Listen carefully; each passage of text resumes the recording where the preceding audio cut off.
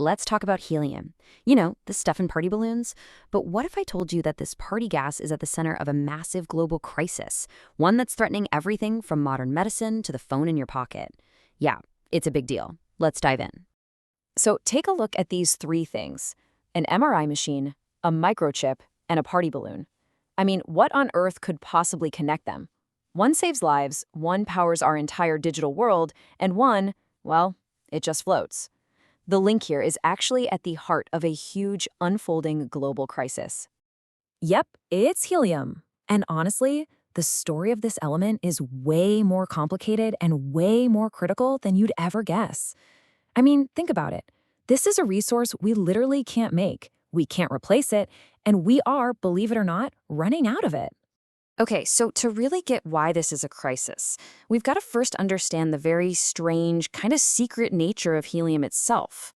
So here's helium's biggest problem.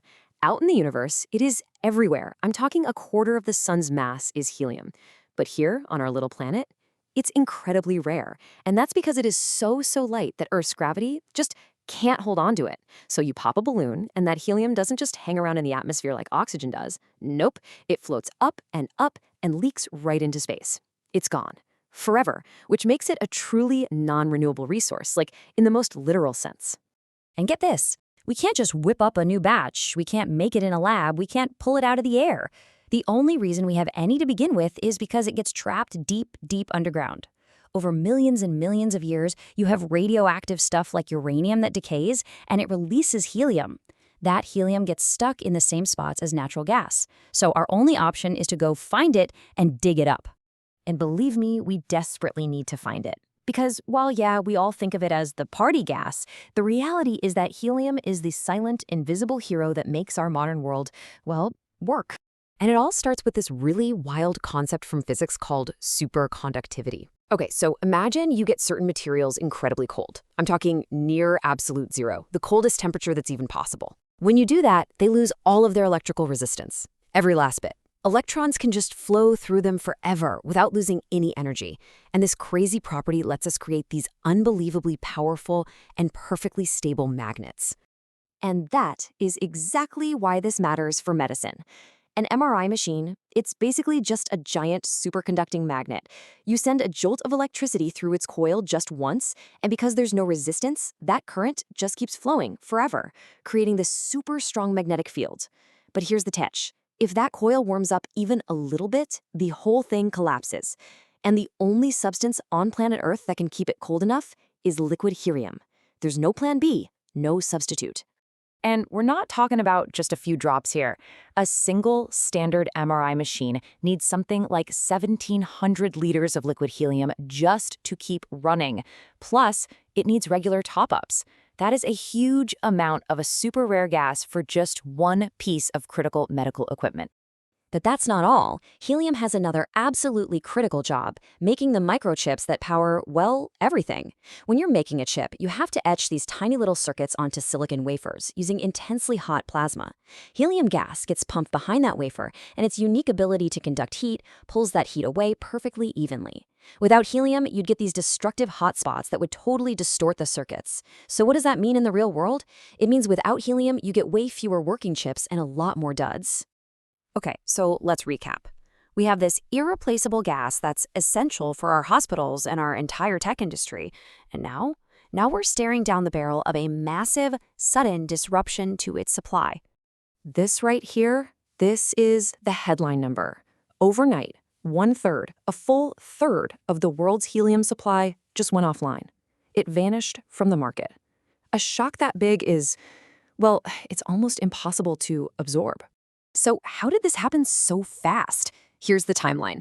On March 2nd, an attack forced Qatar to completely shut down its giant Laffan industrial complex. This is a huge deal because that's where 1/3 of the world's helium comes from, as a byproduct of processing natural gas. Just 2 days later, the company officially declared force majeure. That's basically a legal flare gun saying we can't fulfill our contracts. And today, production is still stopped, indefinitely. It's not restarting until the conflict is over. And the experts, they are absolutely sounding the alarm. Phil Kornbluth, who's a top consultant in this industry, he just put it bluntly. He said the world can't compensate for the loss of a third of its helium supply. I mean, you just can't patch a hole that big in the global supply chain. Which brings us to the really tough question, right? Why can't we just get it from somewhere else? And the answer to that really shows you just how fragile and uniquely vulnerable our entire supply is. You see, the world's known helium reserves are incredibly concentrated in just a few places. If you look at this chart, just 4 countries, the US, Qatar, Russia, and Algeria, are sitting on about 70% of the entire global supply. So when one of those big players suddenly goes offline, there are very, very few other places you can turn to. And that's the core of the issue.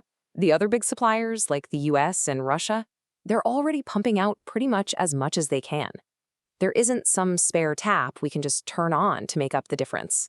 And building a new facility to extract and process helium, you're talking about a multi-year, multi-billion-dollar project. And let's not forget, for those most critical uses, MRIs, chip manufacturing, there are still no good substitutes, zero. So what about just reusing it? What about recycling?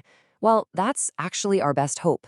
A really good recovery system can capture and reliquefy up to 90% of the helium that's used. That's fantastic. But, and it's a big but, the infrastructure to do that is super expensive, and it just hasn't been widely adopted yet. And that's a huge barrier. So what does all this global supply shock, actually mean for you and me, for our daily lives? Well, the squeeze is on, and its effects are going to be felt way beyond just industrial supply chains. Here's the bottom line. For healthcare, it could mean higher costs for MRI scans, as hospitals have to pay way more for helium refills, and that cost could get passed on to us. Even more seriously, it might lead to delays in getting those essential scans if the supply gets really tight. This also puts the whole global semiconductor supply chain at risk, which could mess with the price and availability of basically every electronic device we own. And for any country that has to import all of its helium, this crisis really exposes a massive strategic weakness. So we end on this pretty sobering thought. We have built these fundamental pillars of our modern world, our medicine, our technology, on a gas that is finite, that we can't make more of, and that is constantly, literally leaking away into space. This current crisis is just a very sharp, very real reminder of how fragile that system is. So the real question we have to ask ourselves is, are we ready for what happens next?